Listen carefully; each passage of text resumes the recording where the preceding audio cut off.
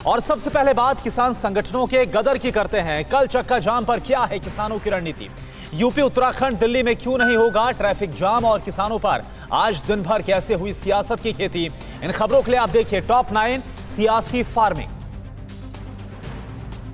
कल होने वाले चक्का जाम पर सिंघू बॉर्डर पर आज रणनीति बनाई गई। किसान नेता डॉक्टर दर्शन पाल ने कहा कि देश भर में नेशनल और स्टेट हाईवे को जाम करेंगे, लेकिन दिल्ली के भीतर कोई चक्का जाम नहीं होगा। उन्होंने बताया कि इमरजेंसी सेवाओं को पूरी तरह से छूट देंगे।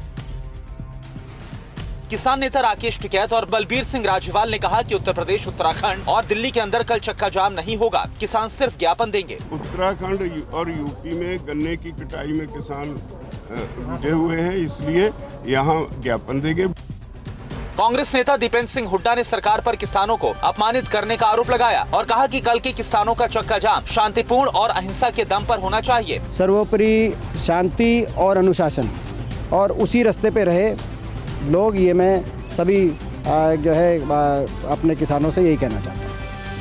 राज्यसभा में कांग्रेस सांसद प्रताप सिंह बाजवा ने कृषि कानूनों के बहाने केंद्र सरकार पर करारा वार किया। उन्होंने कहा कि ये कानून किसानों के लिए डेथ वारंट है। बाजवा ने सरकार पर सांसदों को प्रदर्शन स्थलों पर जाने की इजाजत नहीं देने का भी आरोप लगाया। जेडे बिल ने एक किसानां दे डेथ दे वारंट्स ने।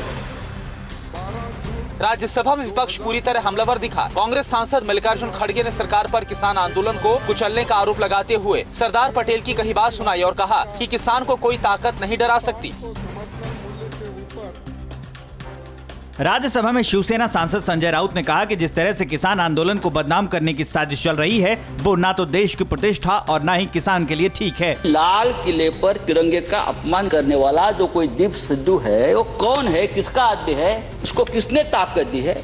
ये सिद्धू अब तक पकड़ा नहीं गया।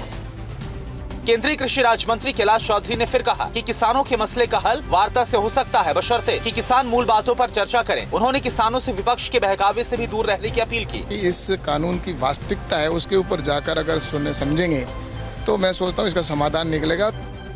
किसान आंदोलन में विदेश सेलिब्रिटीज के ट्वीट पर रिएक्ट करने को लेकर आरजेडी नेता शिवानंद तिवारी ने सचिन तेंदुलकर के भारत रत्न सम्मान पर ही सवाल खड़े कर दिए। जेडीयू ने शिवानंद तिवारी के बयान को तेंदुलकर और देश का अपमान बताया।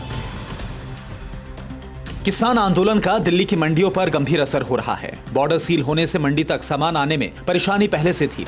अब 26 जनवरी की हिंसा के बाद ट्रकों की संख्या में भी भारी कमी आई है। असर ये कि रोजमर्रा के सामान और सब्जियों के दाम लगातार बढ़ रहे हैं।